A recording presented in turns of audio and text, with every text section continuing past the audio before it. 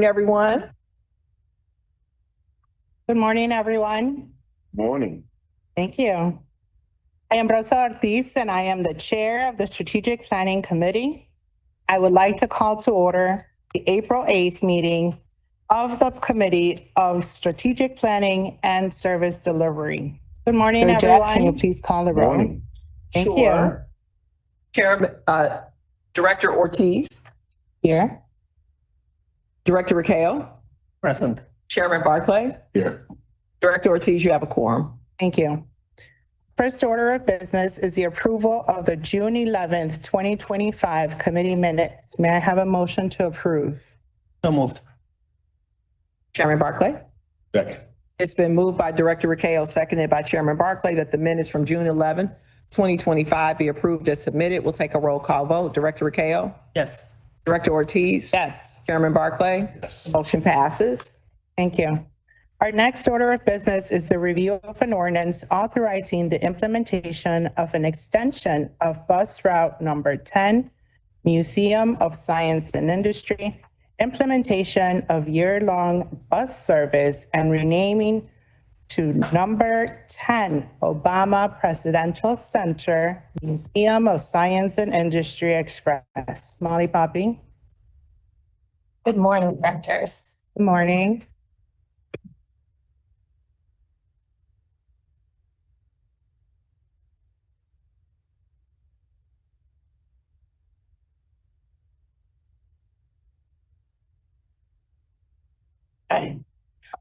Good morning, directors. Molly Poppy. I am the Chief Planning and Innovation Officer at CTA, and I'm joined by Alison Gutierrez, the VP of Scheduling and Service Planning. So we are here to seek approval of some changes to the number 10 Museum of Science and Industry route. Currently, the number 10 operates from Memorial Day to Labor Day. So it is specifically, a summer route. It operates about every 30 minutes from 9 a.m. to 6 p.m. and it is an express service from Water Tower Place in Streeterville. It makes stops about every quarter to half mile throughout the downtown area and then expresses to the Griffin Museum of Science and Industry. Given the development of the Obama Presidential Center and its opening coming this summer, we were seeking to close a 3.25 mile gap in service along Stony Island from where the Museum of Science and Industry ended and where OPC, Obama Presidential Center, is located. We are seeking to introduce daily bus service year-round. So we no longer will have this be just a summer service. This will be a year-round service operating every 30 minutes from 9 a.m. to 6 p.m. We are also seeking to rename the route the number 10 Obama Presidential Center Museum of Science and Industry Express. I'm sure people will not call it that. I'm sure they'll call it the Obama route, which is great.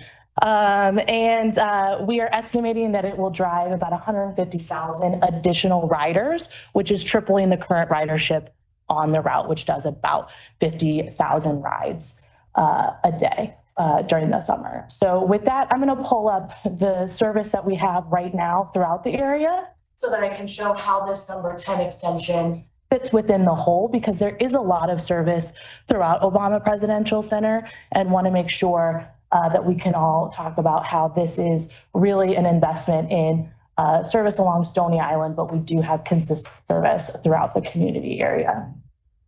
Not letting me zoom in, but if you folks can see here, we have a host of different service along the south side here. The red location, this is the number 10, but also on Stony Island, we have the 28 and the 15 and the 6 that come up from the south.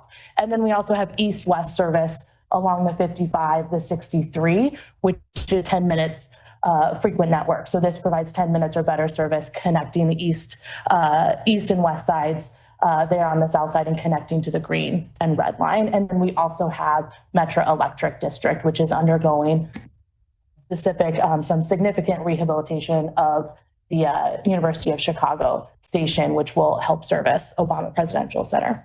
So with that, happy to take any questions on the extension for the number 10. Thank you, Molly. Thank you, Elsa. I'm extremely happy to be able to chair this particular meeting and this particular session.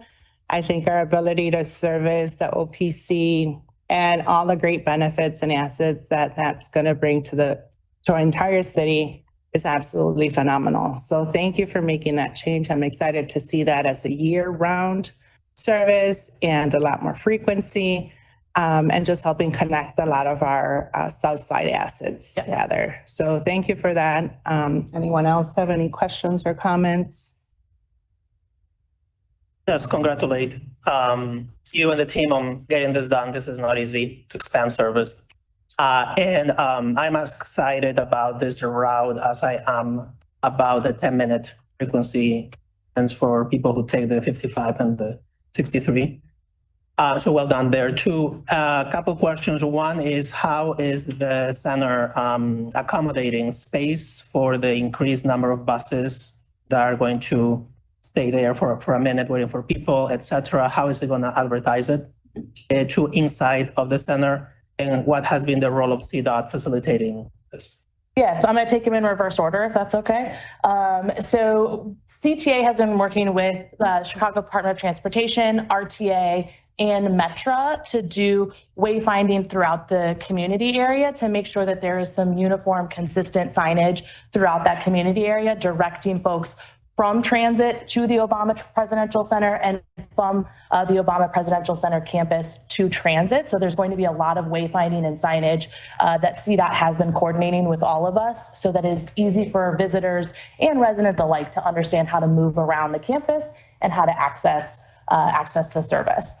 Additionally, we've been doing some work with CDOT to upgrade the bus stops along Stony Island. So there'll be improved bus stops along Stony Island as well. So for the service, both on the 10, but as well as the 28 and the 15 and the 6, there will be better bus stops throughout that community area. One thing that we are going to continue to work with Obama Presidential Center on is how we're going to promote this. So one of the ways that we plan to work with OPC is if we can get into their emails, right? So they're emailing all of their ticket purchasers, ticket holders, how to get to OPC, and referencing Metra and CTA as the best possible ways to get there. And so we've had those conversations with them. They're very excited about promoting transit. They do not have a whole lot of parking. They are very much focused on sustainability on the campus. And so promoting transit is very important to them. And we've had good conversations with promoting public transit. And then we plan to continue to work with them as ridership evolves to see if there's more potential service that we can provide with the number 10 or other routes, and see if there's also better ways that our buses can access the campus, because there is some bus turnarounds there that is for school children and other bus services for like charter services. And so we'll continue to work with them to see how we can access that campus, assuming we do have pretty significant ridership, which I think we will. Are there any formal agreements coming up between CTA and the center?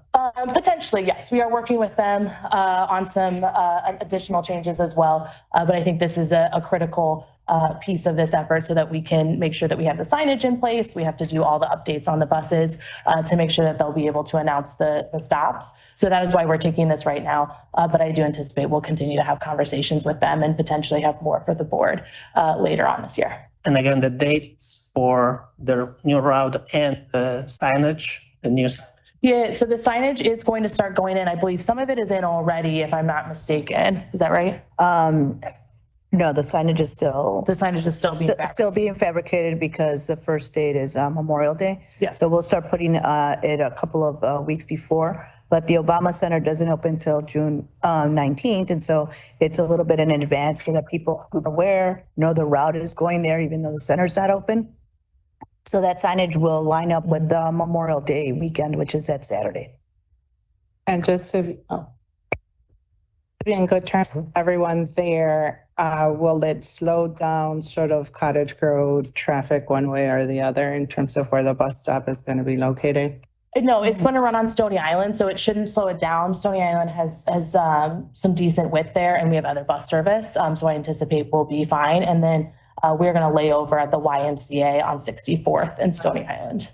I meant Stony Island. Yeah, so I think we'll be. I don't anticipate it'll slow anything down. If anything, you'll get less cars on the road. You get more people in CTA, so hopefully maybe it speeds it up a little bit. Great. They still haven't poured in the sidewalks, so there's changes. There's still changes coming. Yes. Molly, is there any directly from the green line at Cottage Grove to go about. Yeah, so 63rd Street bus route connects directly at Cottage Grove, and with it running every 10 minutes, that is going to be a really good service for both folks at 63rd Red Line, King Drive, and Cottage Grove to utilize the 63 as a direct connection into the campus. And the 63 is 24/7, right? It's an owl service? Yes. Yeah, it is an owl service as well. Down a couple of blocks. Well, you'll exit Cottage Grove and it's like a half block. One block north. Yeah, one block north. 1 to 2 blocks north. Yeah. But the entire campus is like 13 acres, so it's a pretty large campus.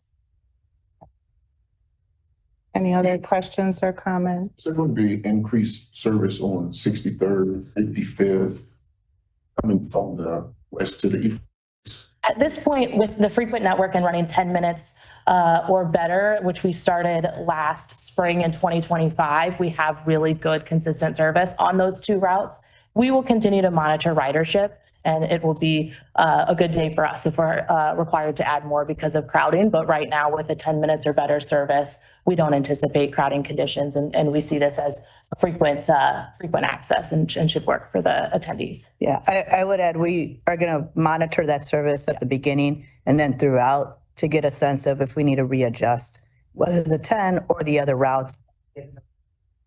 So we need to kind of monitor a little closely as that center opens. They do anticipate being sold the first year. And so therefore we want to make sure that we are the first option people think of when they need to get to the center and make adjustments if we need to for those routes that are more popular, right? Because we want to get it, since there's a lot of service, we want to see which ones are the most popular. And those are the routes that we will then readjust services if we need to. Yeah, I was just thinking about the L. Yeah. Red line. Yeah. Yeah, to get there. Yeah. And it's 10 minutes or better. So in the AM and PM rush, both 63rd and the 55th are more frequent than 10 minutes.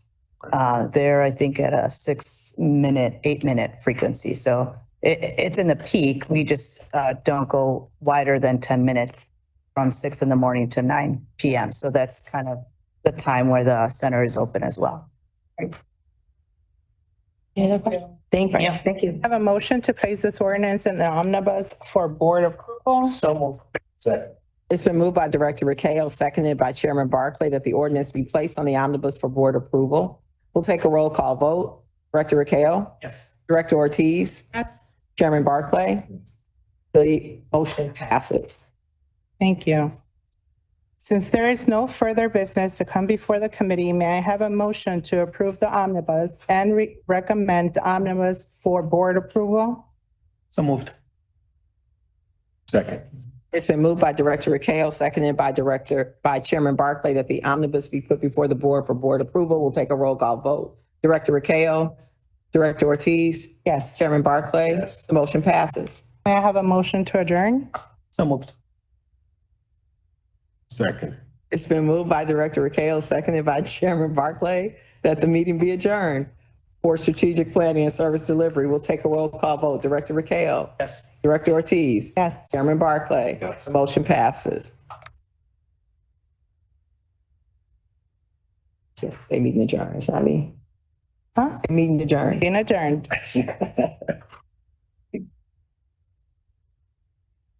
Morning. I would like to call to order the April 8th, 2026 meeting of the Committee on Finance, Audit, and Budget. Georgette, would you please call the roll? Director Rakeo, Present. Director Ortiz, Here. Chairman Barclay, Here. Director Jakes. Here. Director Jakes, you do have a quorum. Next order of business is the approval of committee minutes of March 11th, 2026. May I have a motion to approve? Moved. Second. It's been moved by Director Rakeo, seconded by Chairman Barclay, that the meeting minutes from March 11th, 2026 be approved. We'll take a roll call vote. Director Rakeo, Yes. Director Ortiz, Yes. Chairman Barclay, Yes. Director Jakes. Yes. The motion passes. Our next order of business is the finance report. Tom McComb. Great. Big Chairman, Directors, Morning. Okay. give me a moment here and I will share the report.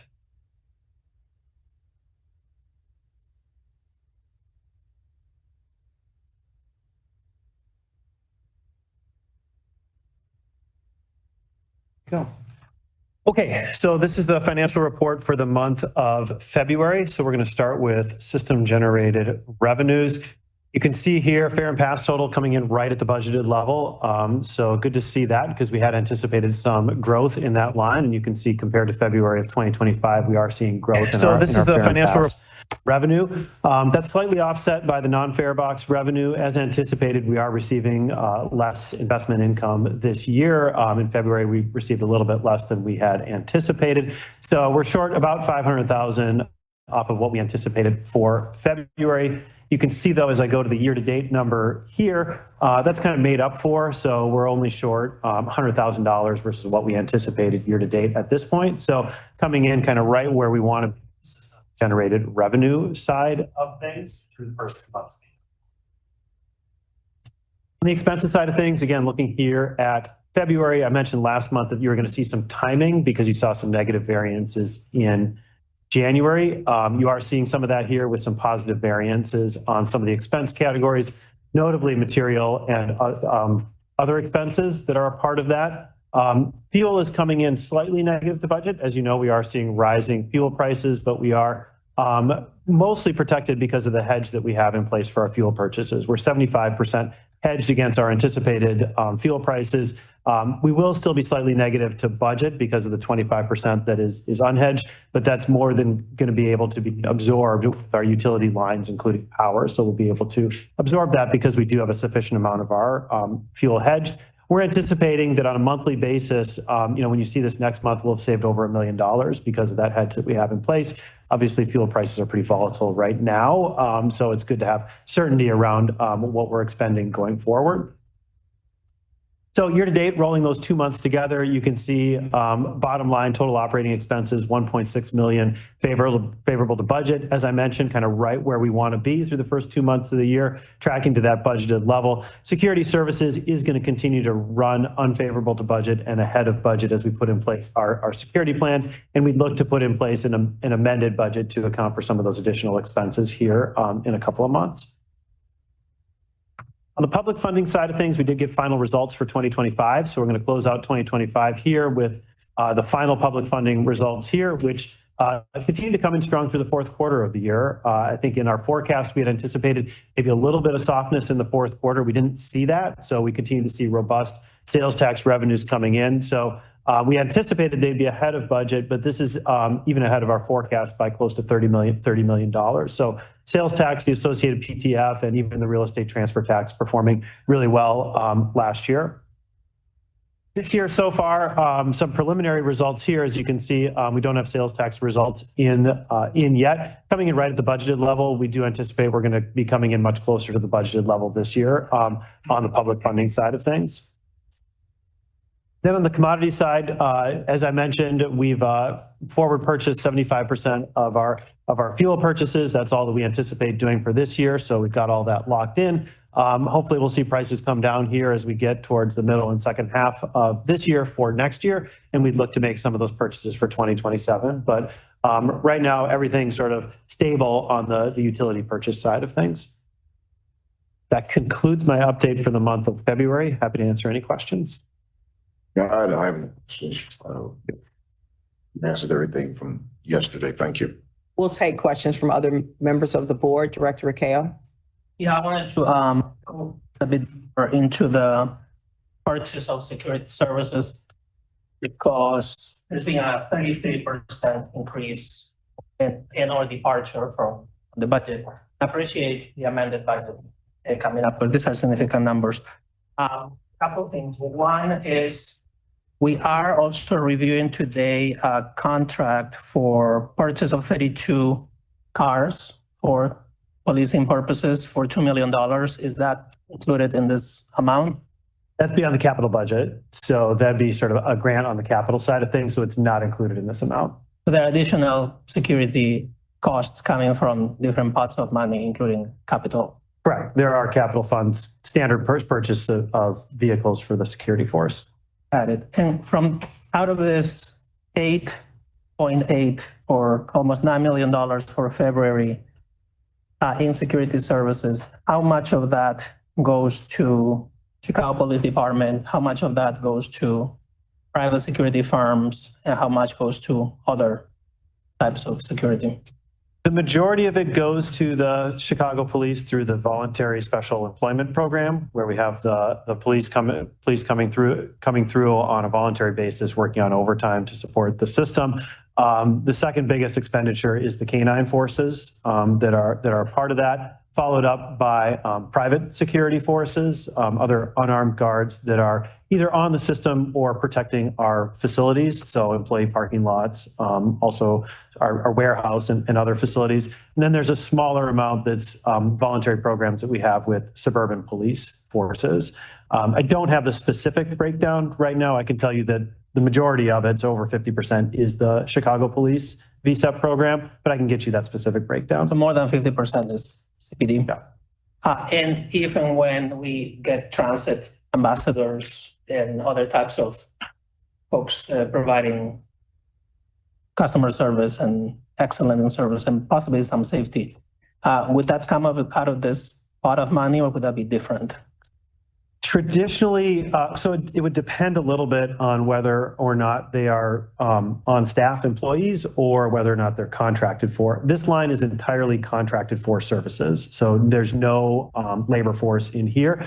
Everything that's an in-house employee is on the labor side of things. So when you look at the folks that work in our stations, right, that's on the labor side of things. So it depends a little bit sort of in terms of where they fall as employees. So if they're in-house, they end up in the labor line and we report them as part of that departmental expenditures. If it's a contractual purchase, it could end up in security services, or it could be part of other contractual expenses in the other expenses. Thanks. As we amend the budget, I would appreciate to look at the whole thing, not just the law enforcement component. And if there are adjustments to made in the non-police related security, it'd be a good time to also review both as it relates to nonprofit organizations and others involved in this type of work. But also I know there are some efforts to improve design and to improve the conditions of the station. So that would be great. Yeah, definitely. And when we did the reallocation from security services with last year's budget, that went into other expenses because that was some of those improvements that you noted. Thank you. Yep. The other piece that I have seen is also our investment in technology to help support with that. Can you speak on that a little bit if you're able to? Yeah. So for instance, when we utilize the camera system for a program like Zero Eyes, that will fall in the security services line because that's a contracted specifically for security. But routines, things like camera maintenance that are part of our technology contract, which support cameras throughout the system, used for a variety of purposes, those would fall in the other expenses in some of our broader technology contract. Yeah. And I second the comment around other entities that are very much violence prevention and otherwise support to continue and be a lot more proactive, bringing them on board.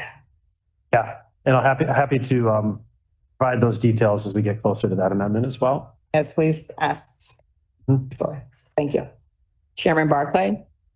I think that it's a good thing that we purchase fuel futures in that sense. And I think the public needs to really understand that process and what goes into that and the result of the savings, particularly at a time right now where fuel prices have escalated beyond all of us even thinking it would go this high.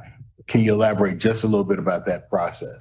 Yeah, definitely. I mean, throughout the year, we're always looking to make advanced purchases of fuel, and we usually have a budgeted level that we're targeting, call it $2.70 a gallon. When we see prices for future purchases come below that line, what we'll do is we'll make a layered purchase between 15 and 25% of future fuel purchases until we get to about 75% or 80% of what we anticipate using, just to allow a little bit of room there in case our consumption doesn't hit 100% of what we anticipate. So last year we made a series of purchases when we did see the pricing advantageous to us for this year to kind of lock in a price that's in the $2.60 some cents range, right? So it's below $2.70 our locked in price, which protected us when the price went up by $1.50 over the last month.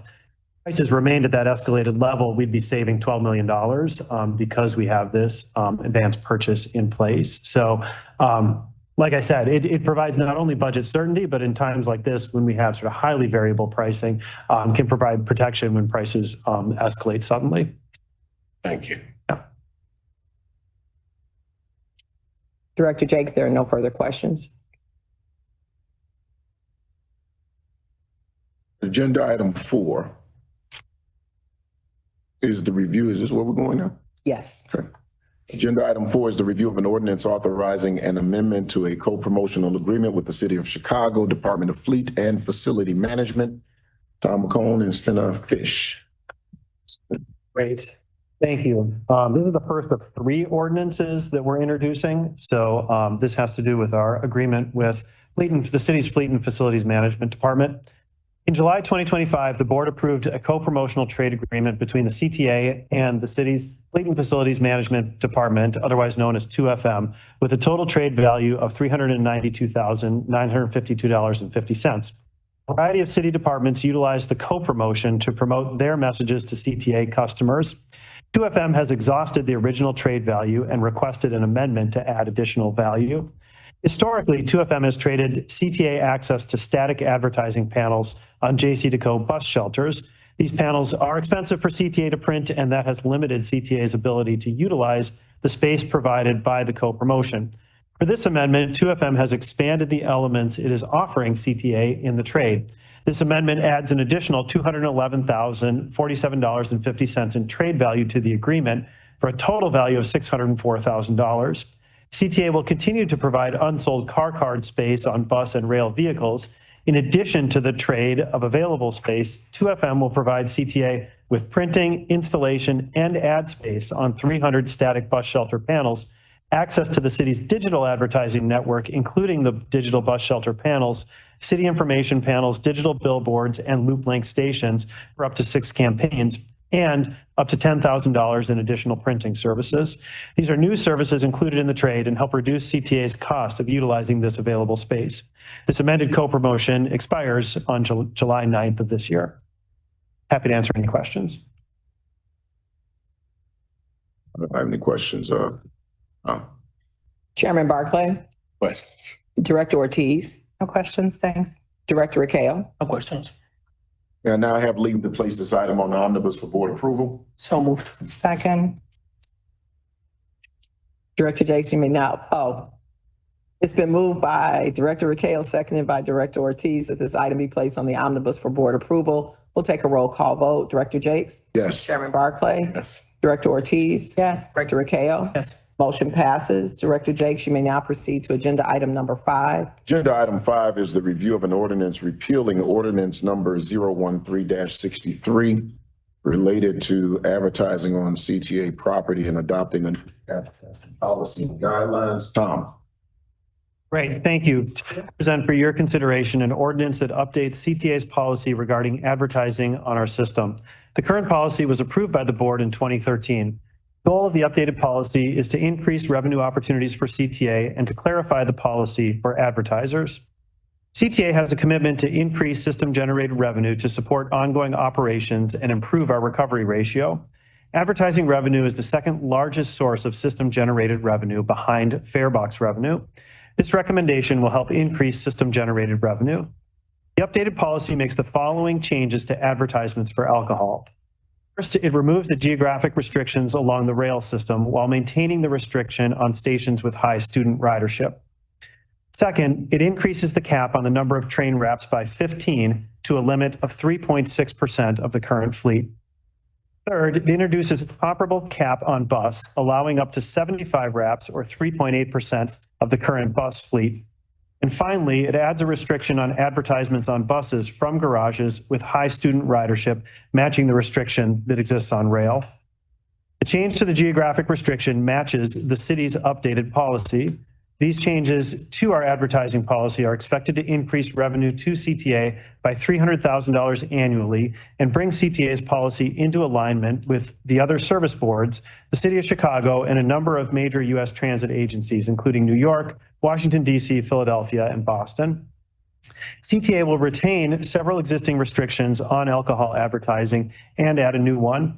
In addition to the caps on the number of wrapped trains and buses, keeping them to less than 4% of their respective fleets, CTA will continue to prohibit alcohol ads at stations where student ridership is higher than 7.5% and limit the total number of ads to less than 10% of all ad space. In addition, a new restriction is put in place prohibiting ads on buses at garages where student ridership is higher than 7.5% of total ridership. CTA staff reviews every ad for compliance with our policy. The updated policy also adds language explicitly prohibiting ads that promote religion. CTA's 2013 update to the advertising policy established CTA property as a non-public forum, and since that time, CTA has prohibited ads that take a position on any public issue, including ads promoting religion or religious services. The updated policy makes that restriction clear to advertisers and also aligns with the City of Chicago's advertising standards. The rest of the policy remains unchanged. CTA will remain a non-public forum and continue to maintain restrictions across various categories that remains unchanged and are listed in our guidelines. That concludes my remarks. I'm happy to answer any questions. I understand about the anti-religious link. Where does anti-hate speech falls into that? That may be associated with, a faith tradition. It's currently a restricted category, right? I think we want to make it clear so that we have the tools in place to make sure that that type of speech wouldn't appear in any advertising, but that's definitely among the list of restricted categories. Chairman Barclay. No questions at this time. Director Ortiz. Just thank you for the adjustments and being thoughtful about exposure to our students, high school and younger, in terms of exposure to alcohol ads and just being careful in terms of where and how advertising. Thank you. Appreciate it. Director Raquel. No questions specifically about alcohol policy, but during the process of getting familiar and learning about the different policies and restrictions, I learned that CTA is not allowed the policy does not allow for political advertisements or public issues to be discussed in advertisement. And I think there is an opportunity to revise that too, being that Chicago has a thriving political scene and it's a lot of public issues happening often. And I think it'd be a good time to review that too and see if that could be another source of revenue. Thanks. We're looking at it and we'll get back to you. Thanks. Director Jakes, there are no further questions. I now have leave to place this item on the omnibus for board approval. So moved. Second. It's been moved by Director Raquel, seconded by Director Ortiz, that this item be placed on the omnibus for board approval. We'll take a roll call vote. Director Raquel. Yes. Director Ortiz. Yes. Chairman Barclay. Yes. Director Jakes. Yes. Motion passes. Director Jakes, you may now proceed to agenda item number 6. Agenda item 6 is the review of an ordinance authorizing a co-promotional trade agreement with the City of Chicago through its Department of Cultural Affairs and Special Events for 2026. Tom. Thank you. Today I present for your consideration an ordinance authorizing a co-promotional trade agreement with, as you mentioned, the Chicago Department of Cultural Affairs and Special Events, or DCASE.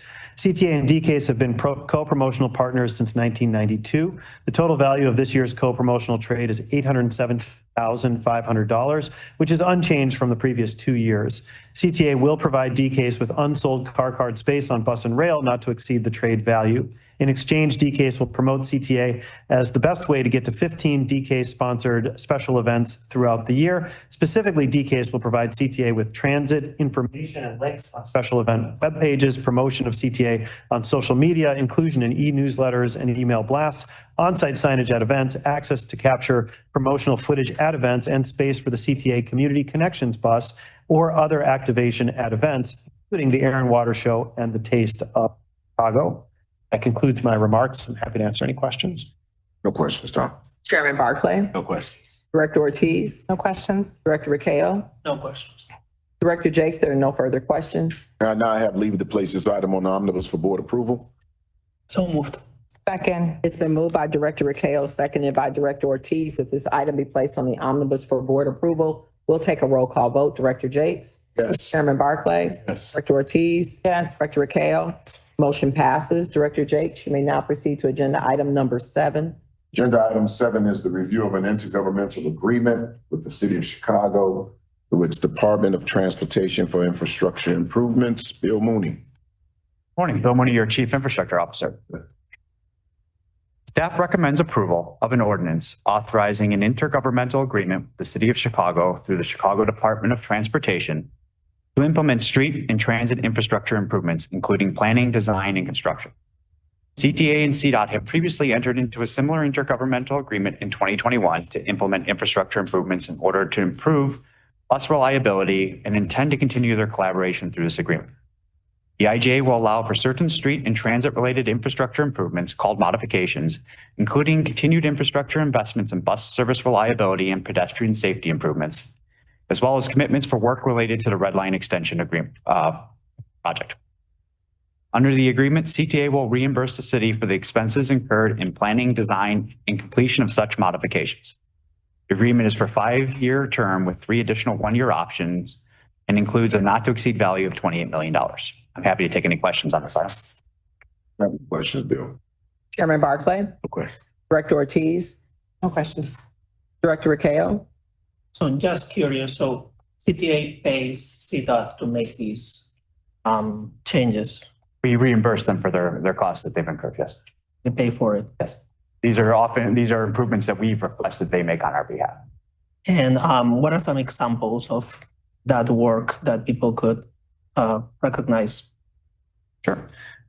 So historically, these have involved transit signal priority projects, bus priority zones, the pop-up bus lanes during COVID, some of the pedestrian bulbs. This also includes a significant portion of investment to the Red Line Extension project. So we have some of the pocket park agreements that we're doing as part of our 4F replacements with the park district that will require some cul-de-sac areas and other pedestrian improvements around those investments in parks that we're contributing towards relocation of city lighting and other things in the public way that are related to kind of the infrastructure we're putting in there. All right, so this wouldn't be for bus lanes, include also. It has the potential. I mean, if we wanted to look at partnership opportunities there, I mean, I can invite my BFF, it's Poppy, to come up and join us for a more detailed conversation. What the catalog looks like, and I guess what should people get excited about coming up out of this contract, especially as it relates to the buses? Yeah, specific to buses. So one of the key locations that we're looking to finish is Central and North Ashland for transit signal priority. And then there is bus priority zones that we are looking to complete on 79th, Halstead, Western, and a few other locations, 63rd as well.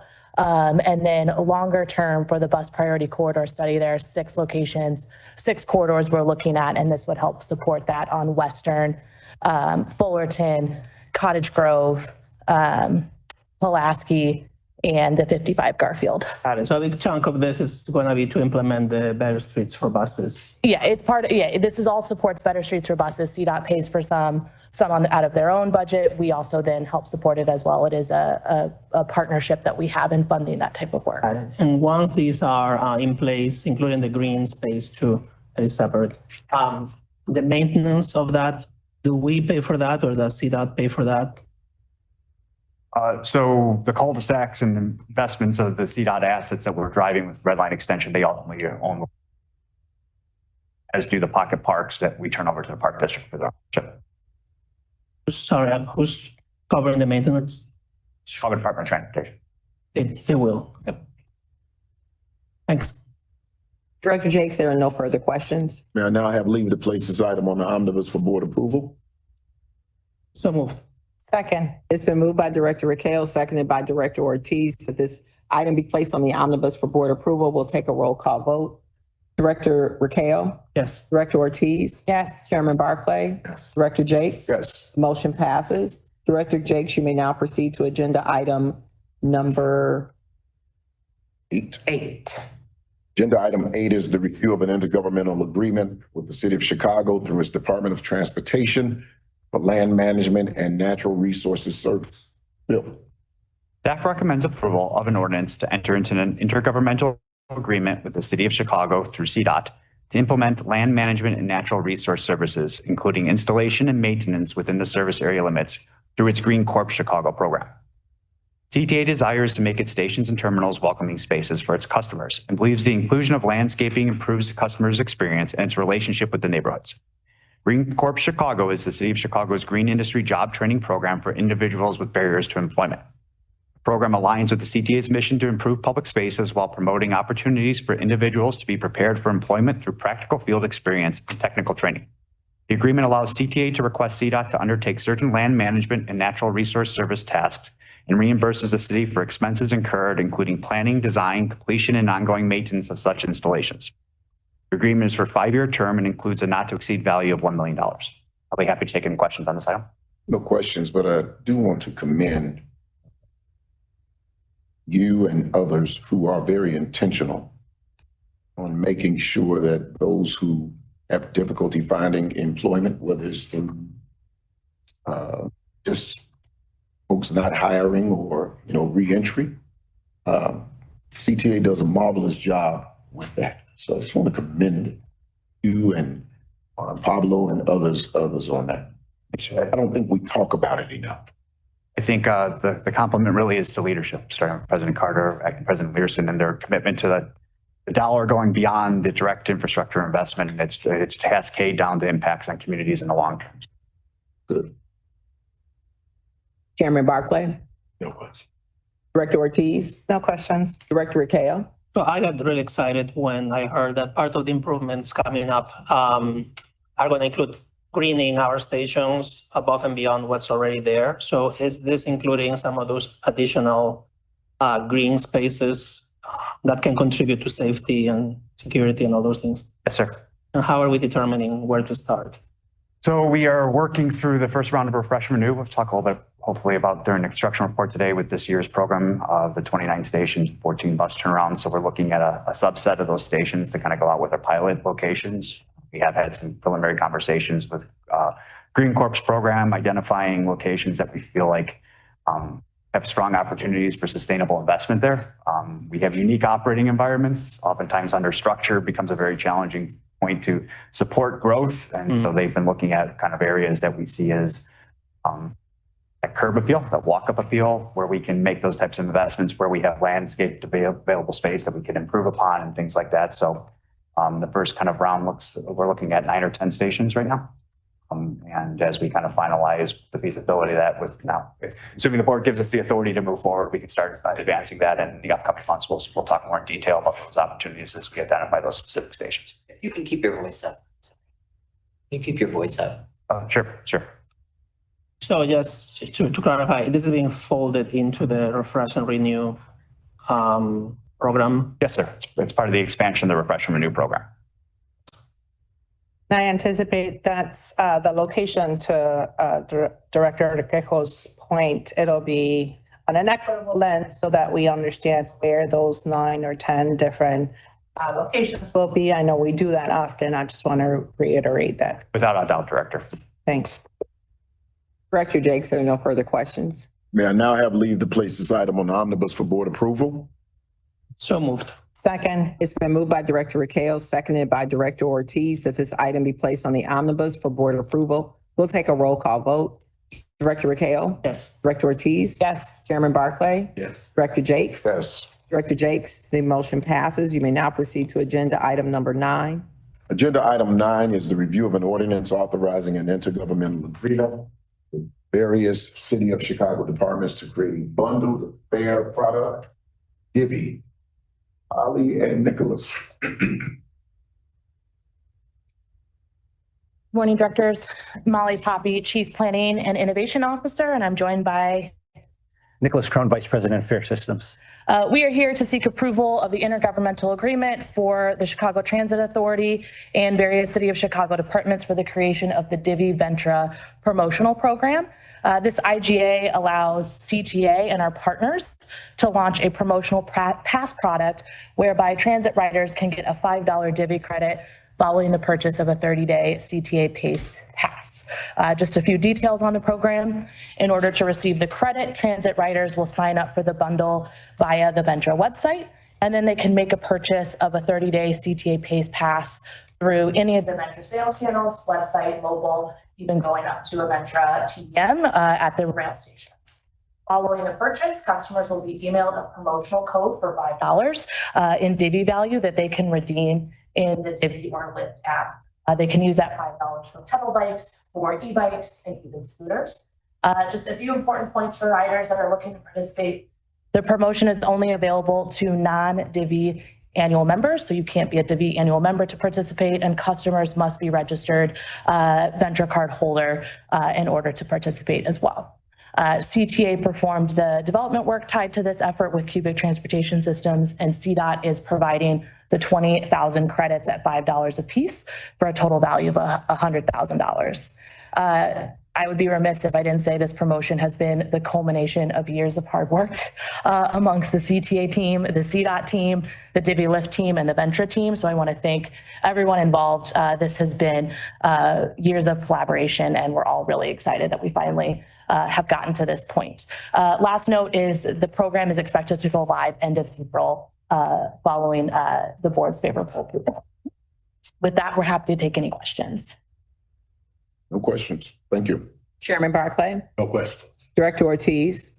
It's surprising, and thank you for noting that it's taking a long time to get this together. It feels like a common sense sort of initiative. I mentioned this in our briefing, but I'm really thankful that this is coming along. I feel like that last mile is one of the hardest ones to reach because it's so different for everyone.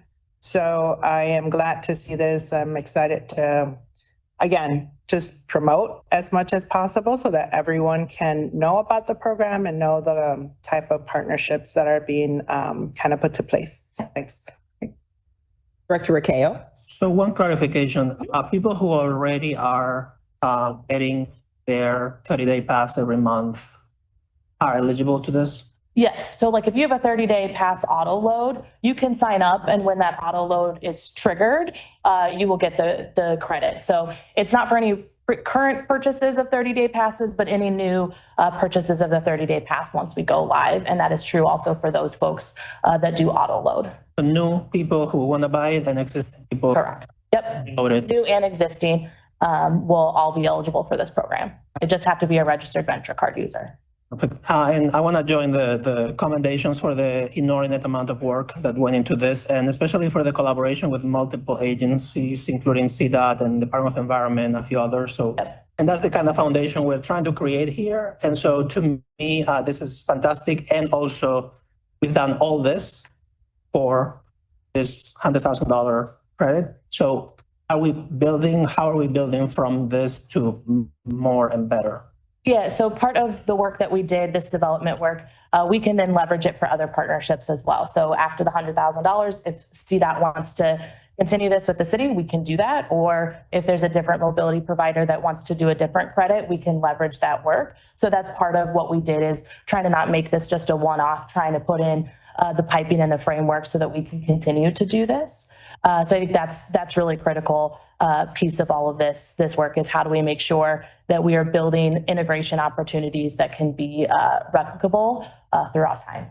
Right. And how are we going about making sure people know about this, especially in the communities where it's harder to get our message into? Yeah, so we are targeting at Divvy bike locations. So the signage on Divvy bikes, we have areas where we are targeting both on the south and west side as well as the north side. So we're doing sort of an equitable distribution along the Divvy bike share marketing locations, and then we're marketing on our vehicles. So there'll be car cards throughout our vehicles on bus and on rail. And then we're doing some social media and email marketing. And then we also plan to leverage various influencers. And so we'll also use influencers in social media to promote this as well. Will all the DV stations have the advertisement? They will not. There's a lot of Divvy stations. There's over 135 Divvy stations just near CTA locations. So we are targeting those locations. Not all 130 will be covered, but I think it's like 50 or 60 if I remember correctly. So we'll cover about a third of the Divvy stations near our stations. Thanks. Director Jakes, there are no further questions. I now have leave to place this item on the omnibus for board approval. So moved. Second. It's been moved by Director Rakeo, seconded by Director Ortiz. If this item be placed on the omnibus for board approval, we'll take a roll call vote. Director Rakeo? Yes. Director Ortiz? Yes. Chairman Barclay? Yes. Director Jakes? Yes. Motion passes.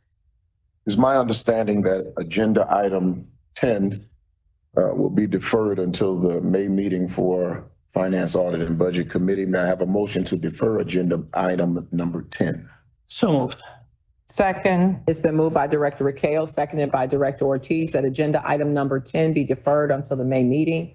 We'll take a roll call vote. Director Rakeo? Yes. Director Ortiz? Yes. Chairman Barclay? Yes. Director Jakes? Yes. Motion passes. Director Jakes, you may now proceed to agenda item number 11, which are contracts and awards recommendations. Next order of business is the review of contract number V1, which is a contract award for infrastructure. I have no questions. Director Rakeo, any questions? No questions. Director Ortiz, any questions? None. Chairman Barclay? No question. Director Jakes, there are no questions. You can proceed to contract G2. Business, today. One, sorry. Thank you. Next order of business today is the review of contract G1, which is a contract award for technology. I have no questions. Any questions, Chairman Barclay? None. Director Ortiz? None. Director Rakeo? No questions. Director Jakes, there are no questions. Since there are no further questions on the contracts, may I have leave to place the two contracts on the omnibus? So moved. Second. It's been moved by Director Rakeo, seconded by Director Ortiz, that the two contracts will be placed on the omnibus. We'll take a roll call vote. Director Rakeo? Yes. Director Ortiz? Yes. Chairman Barclay? Yes. Director Jakes? Yes. Motion passes. Since there is no further business to come before the committee, may I have a motion to approve the omnibus and recommend the omnibus for board approval? So moved. Second. It's been moved by Director Rakeo, seconded by Director Ortiz, that the omnibus be approved and recommended for board approval. We'll take a roll call vote. Director Rakeo? Yes. Director Ortiz? Yes. Chairman Barclay? Yes. Director Jakes? Yes. Motion passes. Director Jakes, you may now proceed to agenda item number 12. And finally, may I have a motion to adjourn? So moved. Second. It's been moved by Director Rakeo, seconded by Director Ortiz, that the Finance, Audit, and Budget meeting for April the 8th, 2026 be adjourned. We'll take a roll call vote. Director Rakeo? Yes. Director Ortiz? Yes. Chairman Barclay? Yes. Director Jakes? Yes. The motion passes. All right, meeting adjourned. Thank you. Just a quick time check.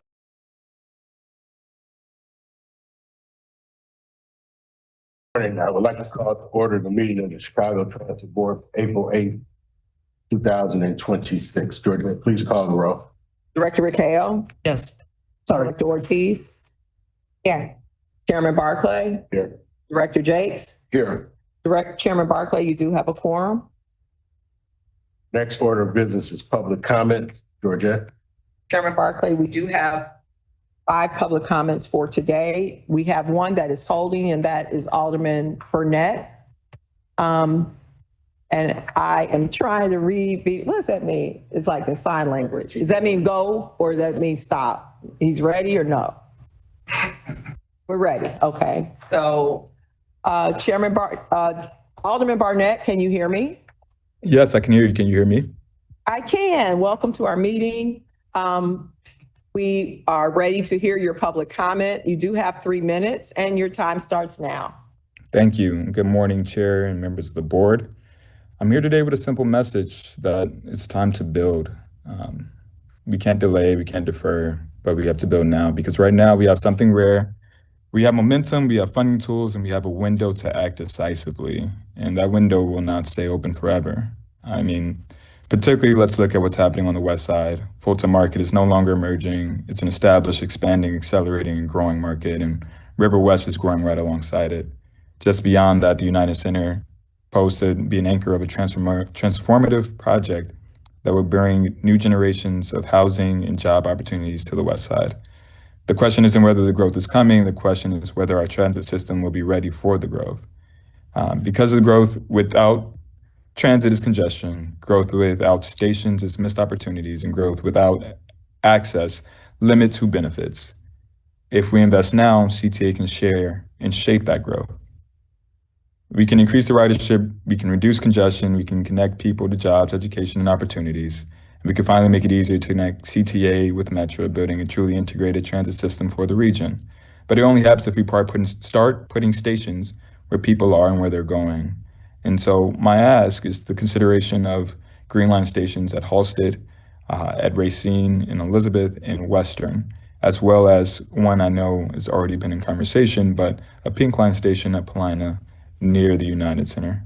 Stations in the middle of neighborhoods, stations that match the scale and speed of growth already underway. And we need to be honest about the cost of waiting. Morgan opened in 2012 at roughly 38 million. Damon opened in 2024 at roughly 80 million. It's not just inflation, it's a warning to what happens when we delay these decisions. Every year we wait, the construction costs go up, labor costs go up, and materials cost more. And the projects we can build today become harder to build tomorrow. It's more expensive. It's not neutral when we wait. At the same time, we have financing tools right now, and I'm very fortunate to have TIF funds in the Kinsey corridor that can generate roughly $1 billion in revenue for the remaining life of 8 years. But that's only 8 years. It's not permanent funding, and it's not flexible forever. There is a ticking clock that runs out where these dollars go away. And we have already used TIF to support transit investments before. We know it works and we know it's possible. So the question is not whether we can do this. The question is, will we do it while the resources are still here? And I want to be clear, the city and I want to be strong, reliable partners in this moment because we understand what transit investment means. It means stronger communities, a more connected workforce, real access to education, and long-term economic growth that benefits the entire city. It's not just about infrastructure, it's about the opportunity. So there's an urgency in our governance. Today, the board still has the ability to act with clarity and speed. That will not always be the case. As governance evolves and we become more regional, decisions will become more complex, more layered, and slower to move. They may have long-term benefits for the entire region, but in the short term, it means we have to execute on the ability to act quickly as a city, and our time is limited to now. So Alderman this is the moment. Burnett. I'm done with my time? Yes, you are. Okay. If you can bring your comments to a close, that'd be great. Yeah, so just want to reiterate the importance is now. Would love to work with you all on how we can continue to build inline stations in our neighborhoods. Thank you. Thank you. Thank you, Alderman. I know we connected earlier and we'll continue to discuss this important issue. Thank you for your support for transit. As well, Alderman, thank you for sharing your thoughts and working through Nora. Probably Bill Mooney will basically address some of those concerns. Thank you. Our next public comment speaker is Tangela Scott.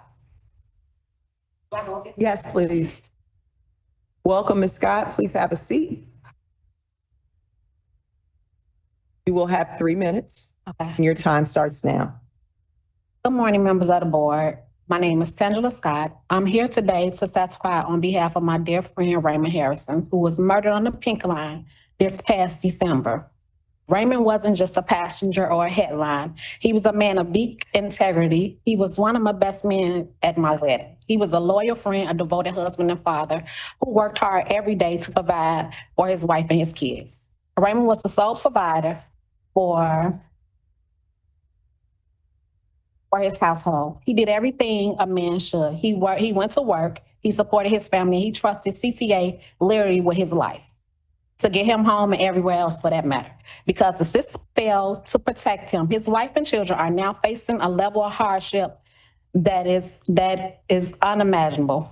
They didn't just lose a husband and a father, they lost their stability, their peace of mind. They literally lived steps away from the very train he took his last breath on. So every day they are reliving that fateful day.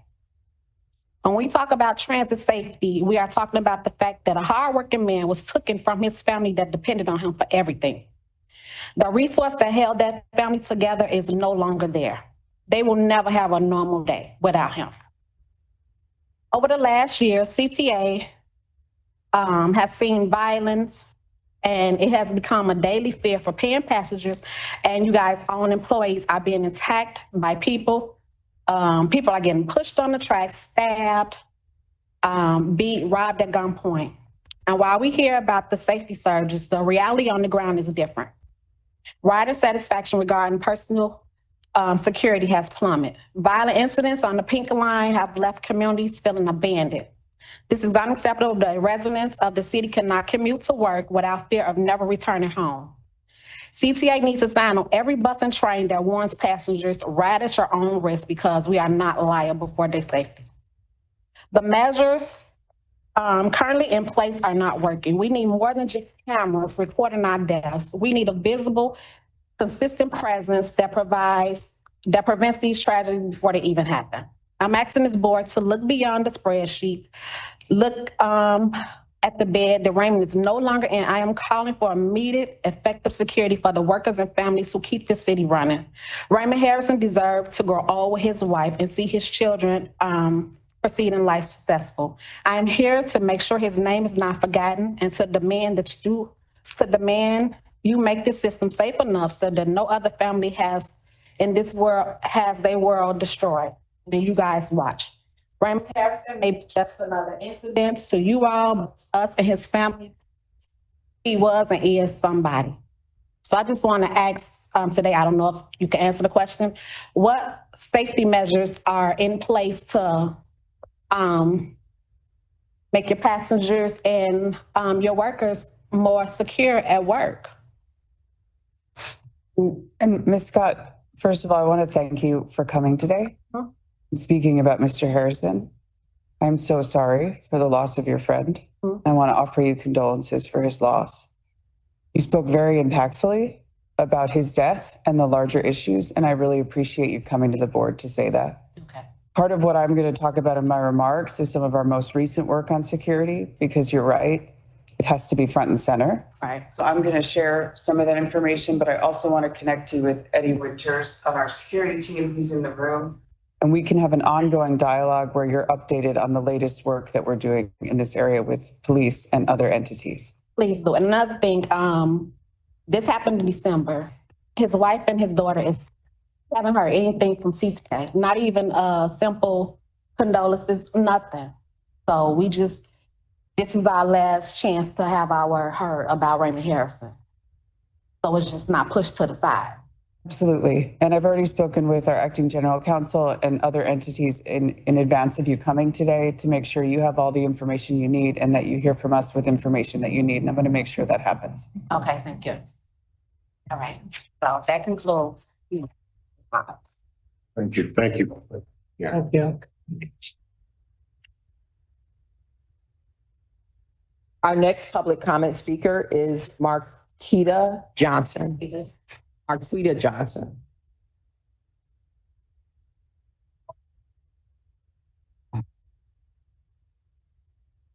Welcome, Ms. Johnson. You have 3 minutes and your time starts now. Well, I didn't write a speech. And I'm Raymond Harrison's wife.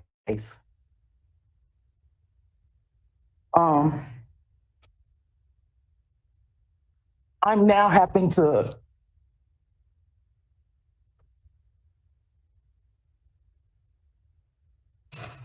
issue. Yeah.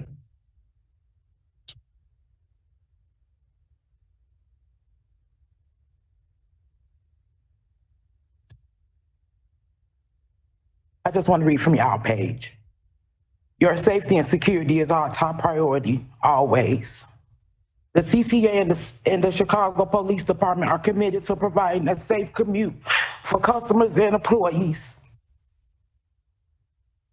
December 22nd, December 23rd, 1:22 in the morning, Raymond was murdered on the CCA Pink Line. And as my friend stated, I stay literally 2 houses from the Pink Line. I'm triggered every day. Train come past and I hear it. His coworker had to get off the train to run, to get somebody and call the police. When y'all page says y'all provide 24 hours, 7 days a week, security on the train's platform, and no one was there, and he had to get off the train and leave him by himself. And all y'all got is cameras. Where are the actual people that y'all are saying that's supposed to be on this train? The information that y'all have provided on y'all paper, on y'all page, y'all need to take down. Y'all are not living up to it. I haven't slept since December 23rd. My daughter is turning into an alcoholic. Stop. I'm putting back pieces that I shouldn't have to put back because y'all said security is y'all top priority for y'all commuters.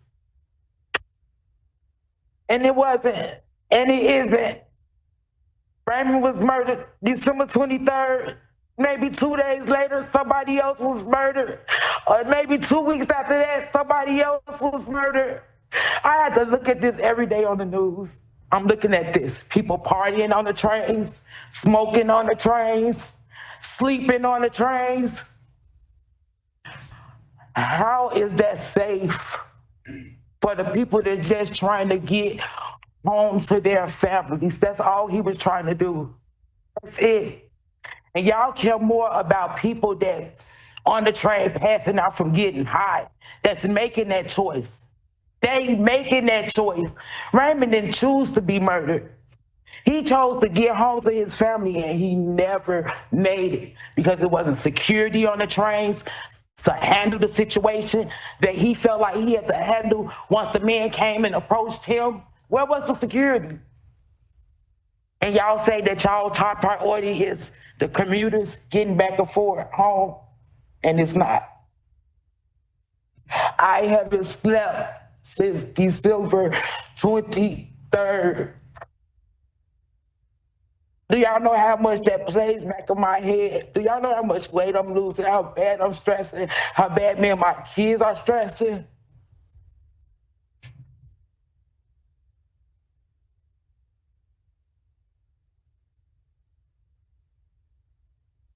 Thank you very much for being here, Ms. Johnson. We're going to remain in touch and we appreciate what you shared today.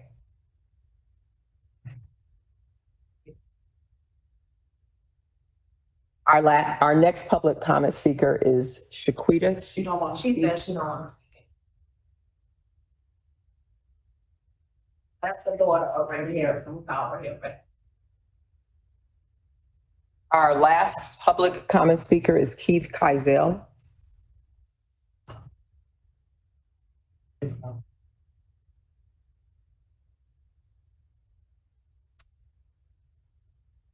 Chairman Barclay, there are no further public comment speakers.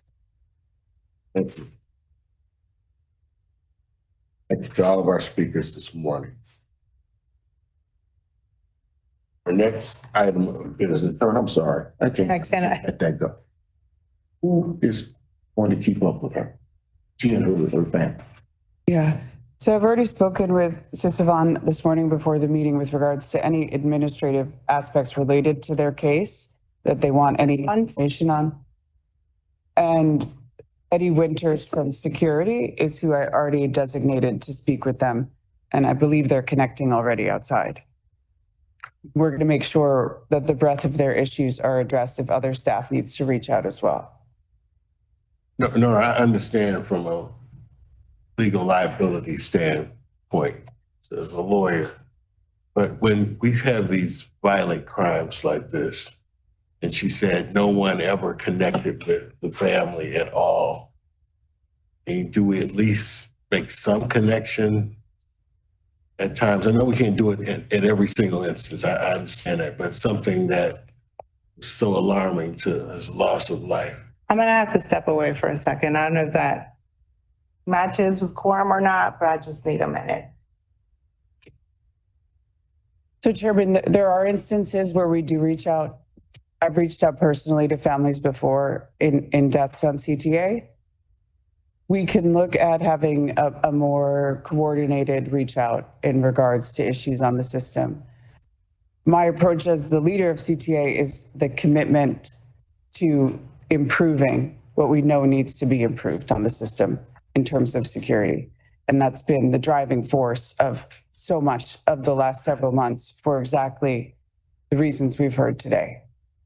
Yeah, but I think that sometimes an acknowledgement without acknowledging liability for something, just a human touch, go a long way. Yeah, absolutely. There's a practice where families often reach out to the law department and different departments to support them in cases or issues that they need. And we're always very careful to make sure they're supported. We can make sure we're looking at that more closely as well and look at ways to reach out with a personal touch and not have legal concerns in mind. Absolutely.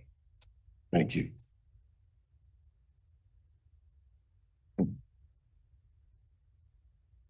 We don't have a quorum right now.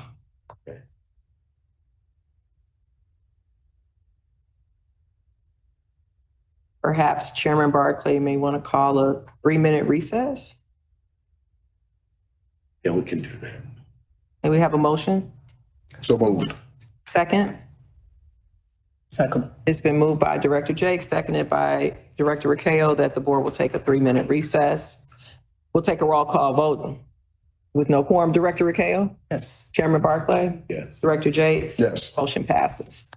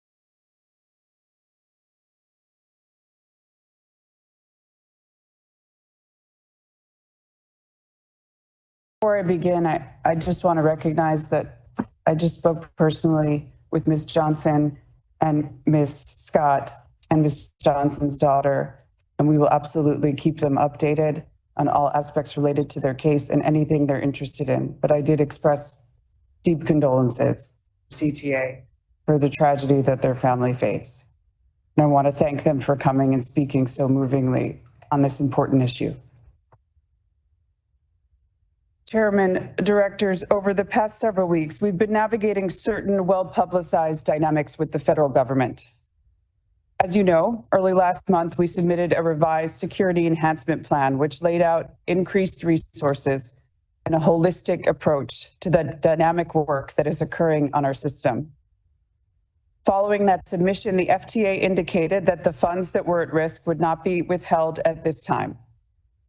And with regards to the pause in the funding for the Red Line extension and Red Purple modernization projects that had lasted for months, last month, CTA took legal action, and we are happy to report that the funding has currently resumed and the projects are continuing uninterrupted. In fact, we are preparing for the historic groundbreaking for the Red Line extension project in the coming weeks. This is all very good news for CTA. And it came as the result of the hard work, late nights, and strategizing of our team. And I want to thank everyone involved in both of those efforts for their work in advocating for CTA in these new and unprecedented scenarios. And while we navigate this work, it's incredibly important to me that we remain laser focused on our core mission of reliable, frequent, and safe transit service, even despite these larger tasks at hand. For the first 3 months of the year, bus service averaged 99.6% delivery, exceeding pre-pandemic levels. And rail service has continued to improve coming out of the winter months as we continue to target service delivery issues with new, strategic, innovative approaches that we develop as a team. Our bus frequent network is meeting our committed 10-minute headways over 92% of the time. And this has grown steadily over the past year. We're seeing this play out in stronger customer survey results. We're happy to report that our most recent survey of customers shows that they are seeing the impact of years of aggressive hiring and vastly improved service delivery. The fall 2025 customer survey shows 77% rider satisfaction, an increase of 6 percentage points from the same time last year, and even surpassing the level of customer satisfaction we saw reported from riders pre-pandemic. Aspects like wait time and reliability of service have shown improvement, and we're dedicated to even further improvement in those areas. And the survey confirmed that our efforts on security and cleanliness are the right places to focus. Our 2026 budget increased cleaning resources by over $1.1 million because we know this needs attention. We've steadily been growing resources as well, currently performing nearly 3,000 rail deep cleans per month. This is over 60% more than we were in 2019. And on the bus side, we're averaging 4,044 deep cleans per month, the highest level we have seen in 8 years. We have 15% more janitors than we did in 2019. And we want to see that number even grow. We're working actively and closely with our union partners and internal staff to design new ways to make our cleaning approach even more impactful for riders. And with regards to the ever important issue of safety and security, I want to share a moment to share some of the Chicago Police Department's most recently publicized data just on Friday relating to data on CTA crime, which shows some promising trends. If you look at March 2026 compared to the previous March, one crimes or major crimes have dropped 24%. When comparing March 2026 to the same month in 2025, violent crime has reduced 30%. Year to date, major crimes on CTA have decreased 12%. And property crimes have decreased 22%. I share these not to celebrate, but to reflect on the importance of this issue and one of the ways that we track the effectiveness of the increase of resources is to look at these numbers.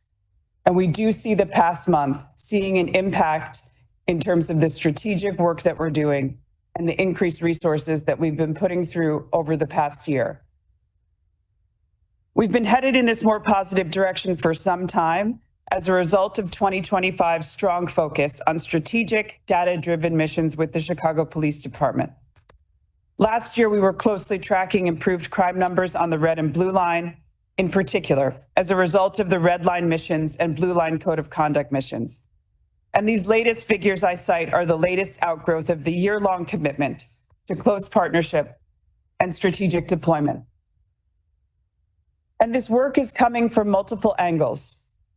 Also announced this past month was the Cook County State's Attorney's Chicago Transit Authority Task Force, which includes 36 state's attorneys and investigators from a cross-section of bureaus. They will participate in specialized training with the CTA and the Chicago Police Department and serve as an internal resource to strengthen our transit-related prosecutions. And the state's attorney's office also announced a new CTA crime pretrial release conditions protocol, which adds an additional layer of protection for transit riders and workers. It builds on the office's existing policy requiring assistant state's attorneys to seek pretrial detention for all violent offenses committed on public transit. This work comes out of a strong partnership between myself, Superintendent Snelling, and Cook County State's Attorney Eileen O'Neill Burke. I will be attending some of these assistant state's attorney trainings at CPD on site in the coming weeks to express my gratitude and support for this historic focus on CTA from these entities. And I'm thankful for their partnership and know it will continue to produce results for CTA safety. What I want to be clear to the board and the public is that our current partnerships with law enforcement are stronger than they've been in over a decade of my work directly with the police. And they're growing every day. Combined with the unprecedented engagement in the design of non-law enforcement resources through our Safe Ride Ambassador pilots that are being developed, CTA is doing more than ever and is absolutely committed to continuing to grow all of this work on this incredibly important issue. And while we address these ever important issues of security, we do not want to stop implementing CTA's vision of a welcoming, connected system. This month is very active on that front as well. In my focus on adding greenery to CTA's properties, as you saw, we're kicking off spring by announcing a partnership with Green Corps Chicago to install landscaping and natural resources at 9 stations. And we're incredibly excited about this partnership because Green Corps is a program that focuses on skill development and job opportunities for individuals with barriers to employment. This month, we're also installing the child-sized benches I had previously announced at 10 locations throughout the system. Inspired by the work I'd seen in Paris's metro, this will come just in time for spring and summer to welcome children in a new way onto CTA. And the partnership with Divvy and Pace we are announcing today is a first and notable step in further developing new mobility options for our riders that explicitly promote bike usage as it connects to transit. With this initiative, registered Venture users who enroll in this promotion will receive a $5 credit for Divvy bikes and scooters. This is an exciting initiative for CTA and sets us on a path to a new frontier of options for our riders. Also, I'd like to note that April is World Autism Acceptance Month, and in honor of this, CTA's rail system is serving as a platform for connection and community awareness.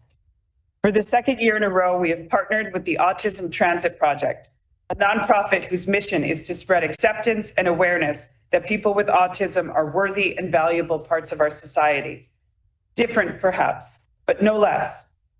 Through this partnership, 19 local youth and young adults who share a deep love for transit were given the opportunity to record some of our general public announcements, reminding riders to stand behind the blue tactile edge, reminding others that mobile devices can be used to pay to ride. These announcements and more are now playing at stations across our 8 rail lines. I'm proud that CTA is a part of this growing national movement, which includes transit agencies like MTA New York, WMATA in DC, BART in San Francisco, and New Jersey Transit. Together, we are highlighting the special affinity many autistic youth have for trains. By sharing their voices on our system, we aren't just making announcements, we're making our system more inclusive, more welcoming, and more connected for every rider. And in closing, I am proud to announce that the Women's Transportation Seminar Greater Chicago chapter has selected CTA as its 2026 Employer of the Year. Each year, the WTS Employer of the Year Award is awarded to an organization that has enhanced the transportation industry through its commitment to excellence and quality. It has an outstanding record of affirmative action in hiring and promotion at all employment levels, that supports continuing education of its employees through education, organizations, and development opportunities, and that encourages women, students to enter the transportation field through internship opportunities. I'm particularly proud of this award because CTA has strong representation among women at our agency, from the front lines to administration to senior leadership and all points in between. WTS champions the advancement of women in transportation, a quality that our great organization shares. As CTA's leader, I could not be more excited for us to be recognized and as an employer where women successfully pursue career advancement and achieve at the highest levels.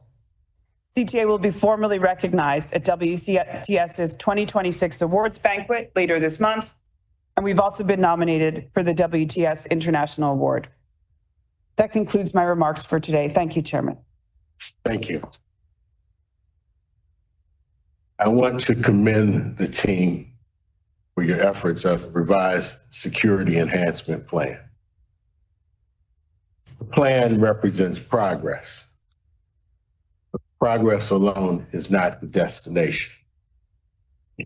While collaboration with our sister agencies is a positive development, and while overall crime may be trending lower statistically, we know that we have a lot of work ahead to build and sustain public confidence in the safety of our system. And we heard that loud and clear today from our public comments, as well as the last few meetings. It's an overwhelming theme. We have very serious safety, security concerns. Safety remains a central concern for me, for this board, and for the agency. And as demonstrated by the public comments today, this is the primary issue on the minds and hearts of our riders. As I've said before, when people don't feel safe on our system, they simply won't ride. We shared that message this week with Governor Pritzker, that you can give as many venture cards as you like to and put as much money on those cards. But if people don't feel safe, they're not going to ride our system. All the accolades that we receive as an agency, all the collaborative efforts that we do fall short when we hear comments like what we heard this morning. We have to do better. We must do better.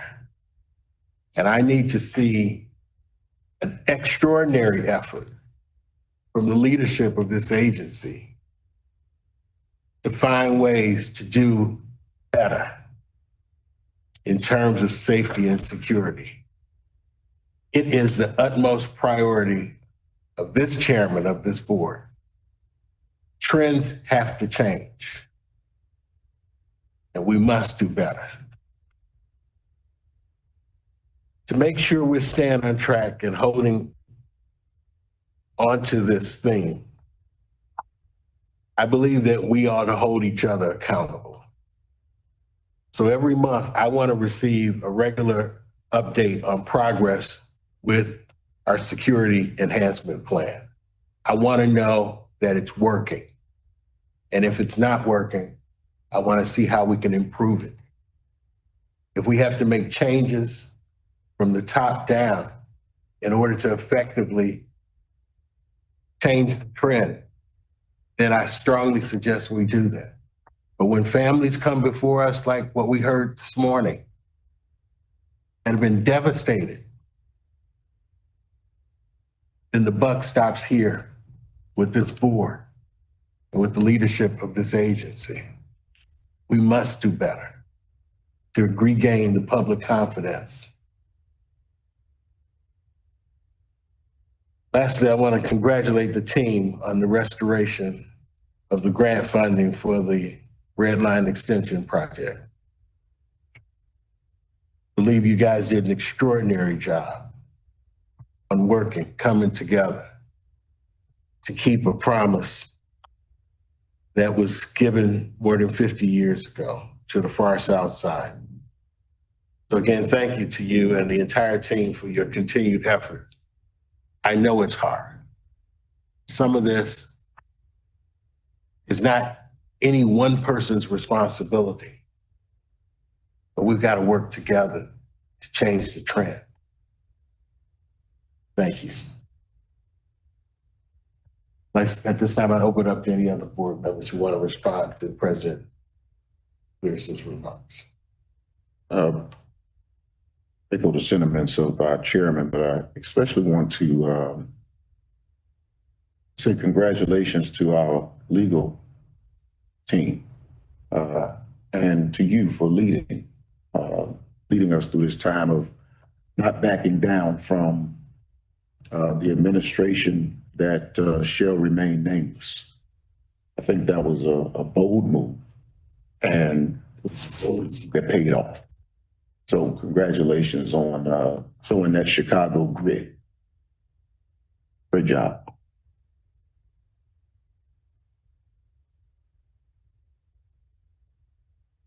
Man, you done? Oh yeah, I'm done. I'm sorry. That's okay. I didn't know you were thinking. Two things. Congratulations on that. I know you didn't stand alone, and I hope you knew that. The city stood behind that challenge. And for the city, I am thankful that we were able to get those funds reapproved and that we challenged. The second one, congratulations on being an entity recognized for the women leadership. I think there are a lot of different spaces where we as women continue to have to challenge ourselves and who we are and what we do, and go beyond what's the norm because we are women. And I really want to thank all of the individuals in our family, the CTA. It's all of us, right? It's both men, women, and everyone in between, so that we can continue to lift each other throughout our industry and across our city. So I'm glad that's being recognized. The other point, I definitely want to echo the chairman's comments. On crime, I am glad, and I will stand on our city saying that our crime has gone down, but it's still unacceptable. I know I worry about walking down the street, walking out with my daughters, waiting for a bus stop, at a bus stop, and just wondering and looking around what my environment is to just wait. And it's scary and it's dangerous, and it really hinders the opportunity to be able to ride in a safe, manageable way. I also believe that we cannot do it alone, and that we must, like you said, do more and do better. And this isn't about the north side or the south side or the west side or the east side. It's not about any ward, it's really about our city. Our entire city continues to face the challenges that we have of crime. And I really think we need to continue to advance that work. It's not just on our agency, it's not just on our leadership. It actually does require a lot more people and a lot more collaborative. So I would like to recommend and ask for a Raymond Harrison collaborative so that his name is not forgotten and his family's pain is not forgotten.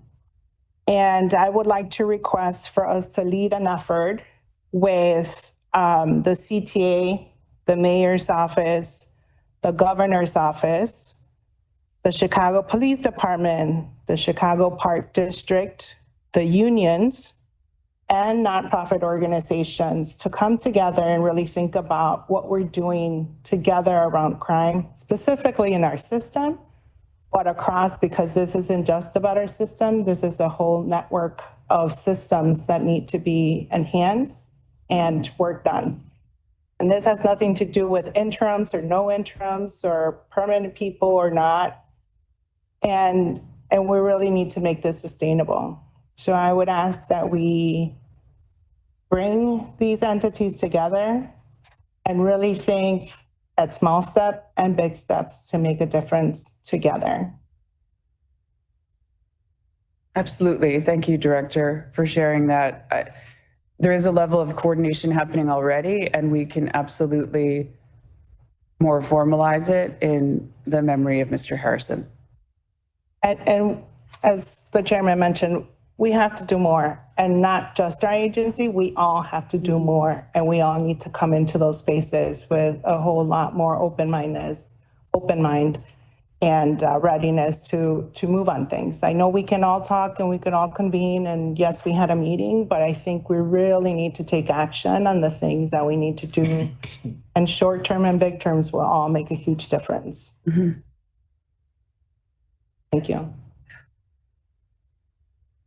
I wanted to, of course, acknowledge the heaviness of today's public comment and acknowledge that, as my colleagues mentioned, we need to do better, and appreciate you extending condolences to the family. I was sitting here and reflecting on the fact that I've been now 2 years on the board, and there hasn't been a single month, I think, that somebody has not been either killed and or seriously harmed in our system or a victim of a violent crime.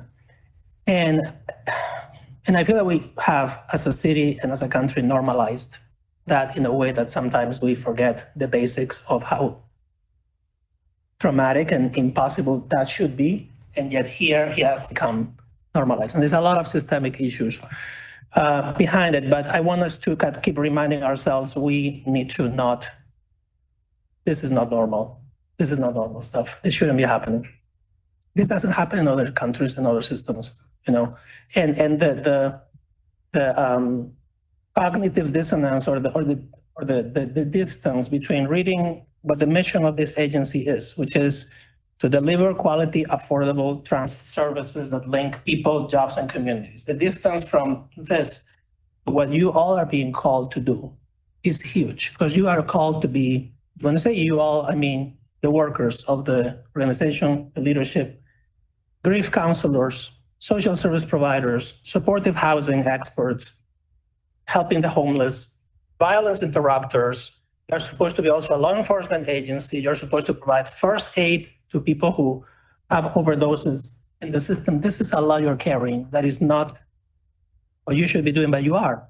You all are doing this. And it's a lot of work. And we haven't had a conversation as to what would it take to fill that gap, because I feel we've been doing this incrementally. So every time there's a crisis, we do something for it, and then something else happens. And we've never sat and discussed as a city that CTA in our transit system is doing way more than what the mission is. It's been doing that. And of course, sometimes you're going to be failing at it, because that's not what our expertise is here. So with that said, I wanted to congratulate you and the legal team for the victory with the lawsuit. And I wanted to commend not only the outcome, but the process it followed, included outreach and communications with the most affected stakeholders, community organizations, and contractors. It's not that's what you do, it's how you do it that makes a difference. And unfortunately, although we have surmounted and passed that one obstacle, the deeper problem is still there. And the deeper problem is that the federal agencies that are supposed to oversee, that are supposed to fund, that are supposed to support public transit are breaking the law, and they're doing that knowing that they're harming the most vulnerable people for political purposes. That hasn't changed. That one battle was won. That I don't think has changed. And I want to acknowledge that in addition to all these other jobs that you'll have to do and do better, being overseen and funded by government that you cannot trust is an uncharted territory. And I encourage everybody to keep that in mind as we move forward with this effort. On customer satisfaction, I want to be optimistic on the trends, but I want to be cautious for 3 reasons. One is that the sample of people who respond to the survey is not fully representative of the diversity of our ridership. So there is value in that data, but I wouldn't take that data to be all that we need to receive feedback from. The other reason is that our union leaders, including rail and bus, are still passing along serious concerns about their members' personal safety, and as we saw today, our riders still have that very much present. And in particular, there are several stubborn indicators that have been negative for a very, very long time. And 2 of them that keep popping as completely unacceptable are the cleanliness of the trains and the safety inside the train cars. That keeps being at 50% or less, and that is just not acceptable, especially over that amount of time. So 2 things are true at the same time, and I want to make sure that they're clear. Your approach, Nora, to safety and customer service is producing positive results. It is palpable. People see that. And also the experience of riding a train or waiting for one, especially in subway stations, and especially after hours, is not acceptable. It's very, very scary. So I'm again asking the agency to try an all hands on deck approach at a few train stations that have high ridership and also high rates of incidents, such as Clark and Lake. That's one. And when I say all hands on deck, I mean not just CTA departments coming together and breaking silos, but I'm talking about your contractors, CPD, city agencies, nonprofit organizations, business community that have interest also in safety.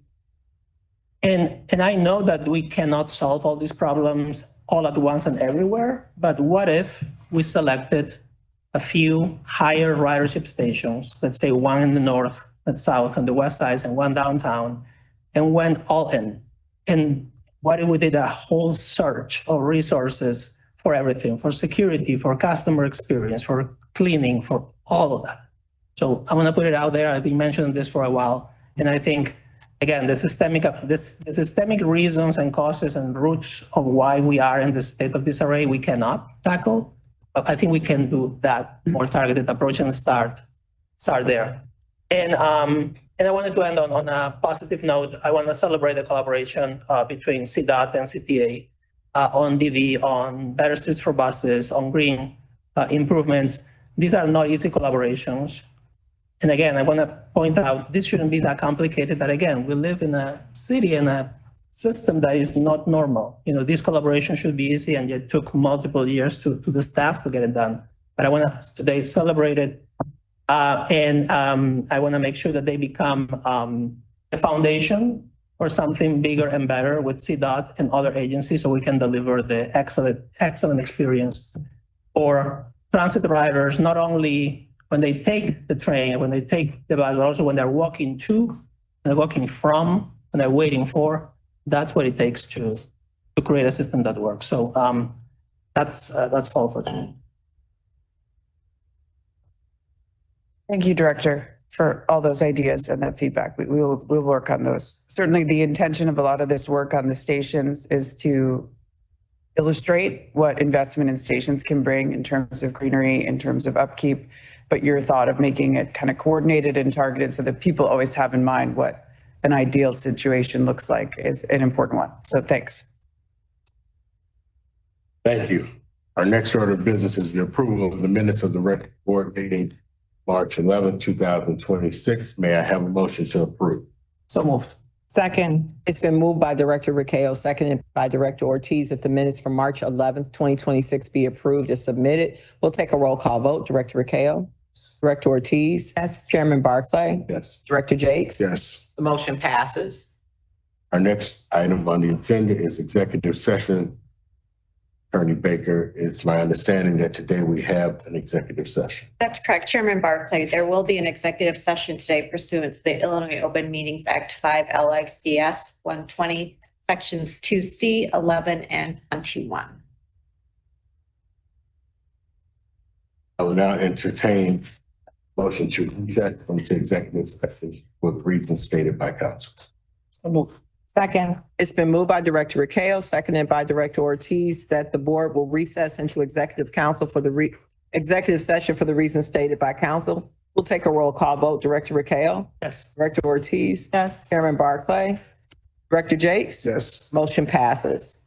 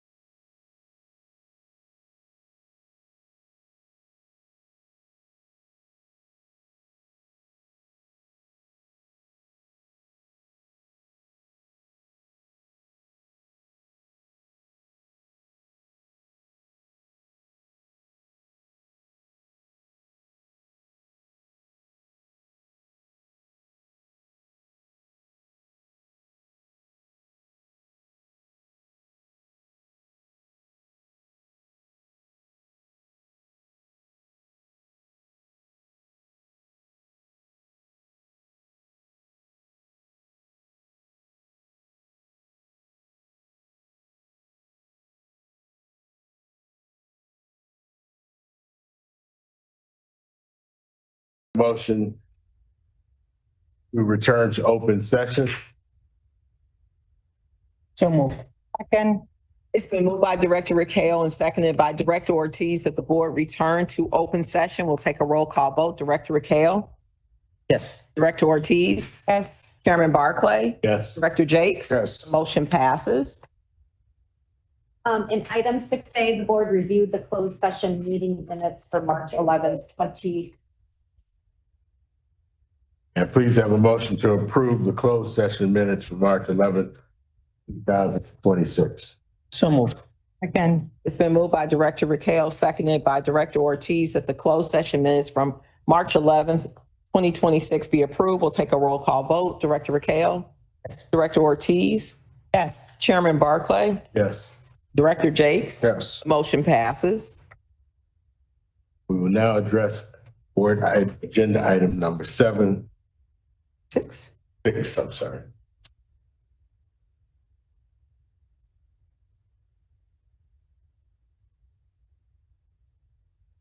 Board matters. Yes, board member. Chairman Barclay, we do have one board matter, and that is to approve a resolution of appreciation to Veronica Alanis. And Veronica Alanis is here. I think you should come and sit at the table. Yes. One more time. Good afternoon, directors. Afternoon. How do you hear? Everyone. Resolution of appreciation to Veronica, how you pronounce your last name? Alanis. Alanis.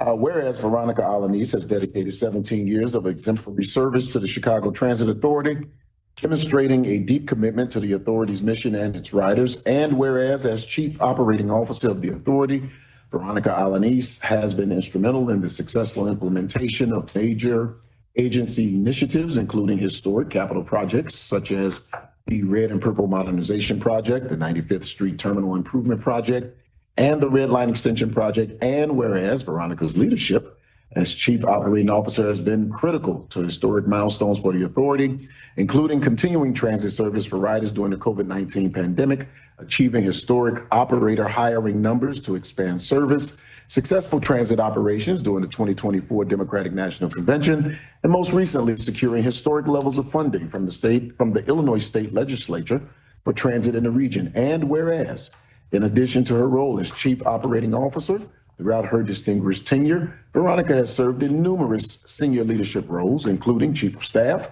Deputy Chief of Staff, Vice President of Real Estate and Government and Community Relations, Director of Strategic Initiatives, and Chief Strategy, Data, and Technology Officer. And whereas in each of these roles, Veronica has brought strategic vision, operational excellence, and a deep understanding of the authority, contributing significantly to the agency's growth, effectiveness, and long-term success. And whereas on the Midline South Reconstruction Project, Veronica was the driving force in the development and implementation of diversity and workforce initiatives, helping to ensure broader access, inclusion, and opportunity in the project's footprint. And whereas those initiatives have not only endured, but have expanded in scope and impact, leaving a lasting legacy that continues to shape the authority's work and values. And whereas Veronica's leadership has spanned 4 agency presidents, providing continuity, stability, and trusted counsel during periods of transition and advancement. And whereas her dedication, professionalism, and leadership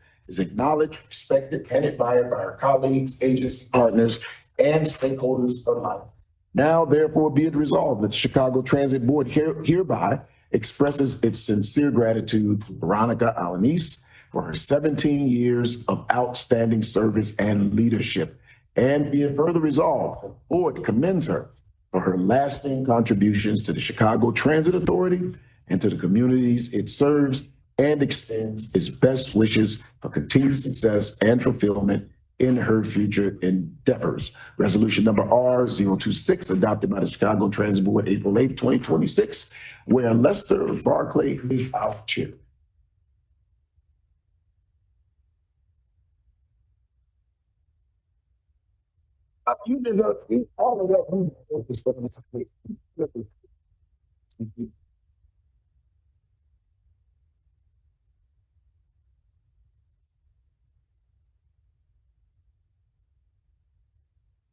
you so much. Veronica, before you go, thank you for your dedicated service and leadership at CTA. Probably have more institutional knowledge than most of the people sitting in this room of this agency. And you were a tremendous asset to me. You often kept a lower profile, work behind the scenes. Your impact on the agency is always both noticeable and lasting. Shaping policy that strengthened our workforce development, diversity efforts to leading complex operations across the system. Your stability and expertise have contributed greatly to the CTA's success, and that work is deeply appreciated. On behalf of the board, I want to thank you for your service, your professionalism, and your commitment to the agency and the public we serve. And tell Dorval if he comes and takes another person. Congratulations, and we wish you the best. Yes. Thank you. I also want to thank all of you. Thank you for your guidance, for your perspective, for your insights. I think what's really evident about this board is how much you care and how much you're willing to roll up your sleeves to support this organization. And I think that we are a better organization because of all of you. I want to thank Acting President Nora Learson, who I've worked with for many years. Has been a pleasure serving with her as the first woman president and supporting her in some of what have been some of the most challenging years in this organization. And then obviously all of the people I worked with, as was being talked about earlier, it's a team effort. And while, you know, there are still challenges, this organization has achieved so much in the time I've been here. And it really is a testament to the work that everybody puts in day in and day out. I'll say hands down, this organization has the most talented and dedicated people. And I will miss them. I will always have a special place for CT in my heart. And we wish you all the very best. I know that the best is yet to come. And every challenge this organization has proven that it can overcome it. And I'm confident that the future for CT is bright. So thank you again. Great. I'd also like to share. You're absolutely correct. We are better, not because of us, but because of you. You have dedicated so many years of your life, and I know these aren't 9 to 5 roles. These are 24-hour roles, 7 days out of the week. And no one can quite compensate that kind of commitment and that kind of role. From a Latina to another Latina, thank you for your leadership. You're making waves, you're making space for so many other women out there looking to see what can be done and what the limits are, which are none. So thank you for being out there. Thank you for being a leader, paving paths that maybe had been uncharted, right? Whether it was your role or other roles, right, where women can excel. And just for the agency and the kind of effort and work and commitment that you've taken on for 17 years. Thank you for all that. Congratulations on your new job. I'm sure we will see each other soon and often, but know that this is home always to you. And thank you so much for all of your commitment, your work, your efforts to our agency, but also to our city, because we are part of a beautiful city and you make it work. Thank you. I want to join Rosa too in the commendation. Because I just realized when I found out you were leaving that you joined the agency at a very dark moment, which was the financial crisis of 2008, 2009, and lived through the whole COVID situation and the fiscal cliff. And you did all that now, and you are like now an expert in crisis management for sure. So whoever benefits from that, good for them. And you always did it with such commitment to public service. And a lot of you get appreciated little or nothing on your daily work and criticize constantly in every possible way most of the times in an exaggerated way. And people like you, Veronica, are the reason why people come to me complaining about leadership at CTA. There's a line that I allow, and then there's a line that is crossed because I have to correct sometimes. People don't know what you all do, that they don't see, and it's keeping all of this together, and especially those of you in operations and those of you where the phone doesn't go off, doesn't turn off ever, right? So I wanted to thank you, acknowledging especially the time at which you came into the agency, and especially knowing how little appreciation, not within CTA, because you guys have a good, here, but how little appreciation exists out there of public servants like you all. So let's make this a proper appreciation of Veronica. Thank you. Thank you so much. Thank you. Thank you. Thanks. A little bit, sorry, I don't mean to interrupt. I've had the opportunity to comment on Veronica at some of her celebrations, but I don't want to miss another one. She's the kind of person who this type of recognition is particularly meaningful because she does not ask for credit or pomp and circumstance, but she is the backbone of why things get done here and why they did for 17 years. So resolutions are always nice, but especially for someone that really deserves a lot of credit, that doesn't always get it and doesn't ask for it. And I also just want to point out from where I sit, the particular support that someone that supports leaders of this agency brings, and that reference there that she supported 4 different presidents. And I watched a lot of that happen and then experienced it myself.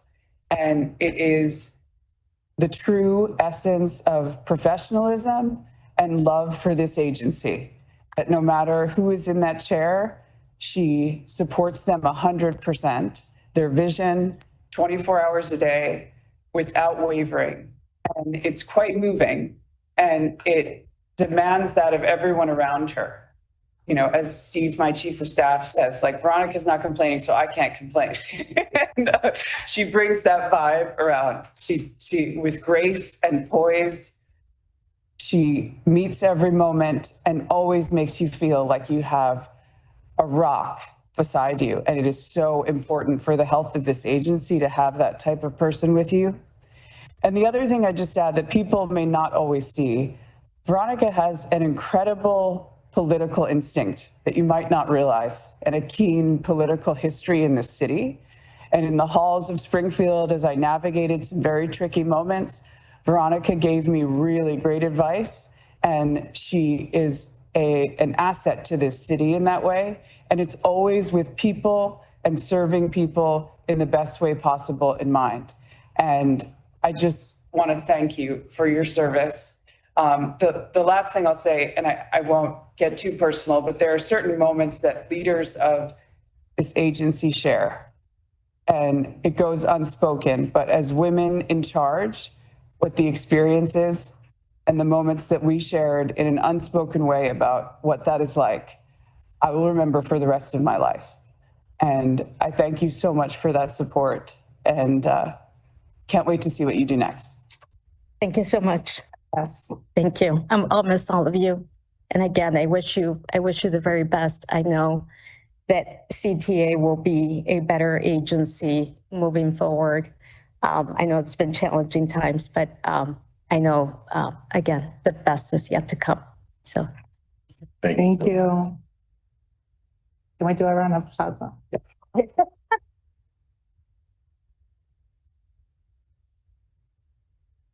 Motion to adopt the resolution of appreciation. So moved. Second. It's been moved by Director Ricao, seconded by Director Ortiz, that the board adopt the resolution of appreciation for Veronica Alanis. We'll take a roll call vote. Director Ricao? Yes. Director Ortiz? Yes. Chairman Barclay? Yes. Director Jakes? Yes. Motion passed. Our next order of business is a report from the Committee on Strategic Plan and Service Delivery. Yes, thank you. The Strategic Planning and Service Delivery Committee met earlier this morning and approved the June 11, 2025 committee minutes. The committee reviewed one ordinance, an ordinance authorizing the implementation of the extension of bus route number 10, Museum of Science and Industry, implementation of year-long bus service, and renaming to number 10 Obama Presidential Center Museum of Science and Industry Express. The committee placed the ordinance on the omnibus.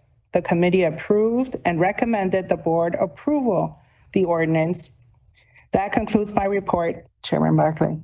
Thank you. I will now entertain a motion to approve an ordinance authorizing the implementation of an extension of bus route number 10, Museums of Science and Industry, implementation of a year-long bus service, and renaming to number 10 Obama Presidential Center / Museum of Science and Industry Express. So moved. Second. It's been moved by Director Riquelme, seconded by Director Ortiz to adopt the ordinance and the omnibus. We'll take a roll call vote. Director Riquelme. Yes. Director Ortiz. Yes. Chairman Barclay. Yes. Director Jakes. Yes. Motion passes. Next order of business is a report from the Committee on Finance, Audit, and Budget. Director Jakes.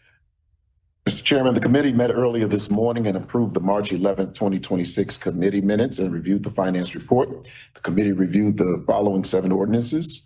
Review of an ordinance authorizing an amendment to a co-promotional agreement with the City of Chicago Department of Fleet and Facility Management. Number 2, review of an ordinance repealing ordinance number 013-63 related to advertising on Chicago Transit Authority property and adopting a new advertising policy and guidelines.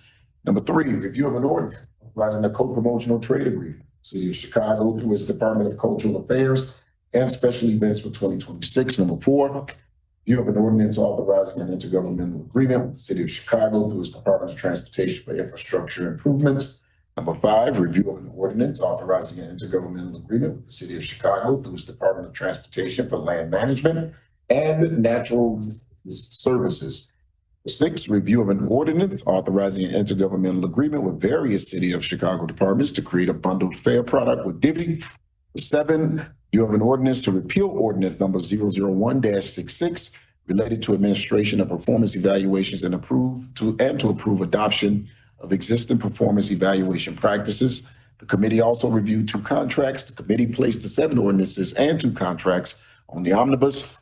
Committee approved and recommended for board approval 7 ordinances and 2 contracts. This concludes the report of the Finance, Audit, and Budget Committee. Thank you. I will now entertain a motion to approve the omnibus. Chairman, just for clarification for the record that we are deferring agenda item Item 10. 2001-66. Okay, thank you. Thank you. I'll note it. We'll now entertain a motion to approve the omnibus with that one correction. Move.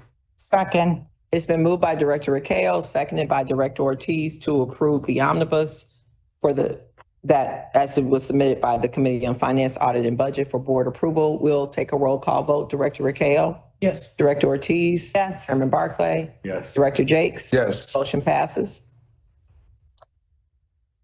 Next order of business, the construction. Do we need a formal motion to defer? Please. Moved. Second. It's been moved by Director Riquelme, seconded by Director Ortiz to defer the construction report that was on the agenda for today. We'll take a roll call vote. Director Riquelme. Yes. Director Ortiz. Yes. Chairman Barclay. Yes. Director Jakes. Yes. Motion passes. Our final order of business is new business. Georgette, is there any new business? Chairman Barclay, there is no new business. There's no further business to come before the board. I have a motion to adjourn the Chicago Transit Board meeting of April 8th, 2026. So moved. Second. Been moved by Director Riquelme, seconded by Director Ortiz that the meeting be adjourned. We'll take a roll call vote. Director Riquelme. Yes. Director Ortiz. Chairman Barclay. Yes. Director Jakes. Yes. 11:52 a.m. Motion passes. This meeting is adjourned. Thank you. Veronica?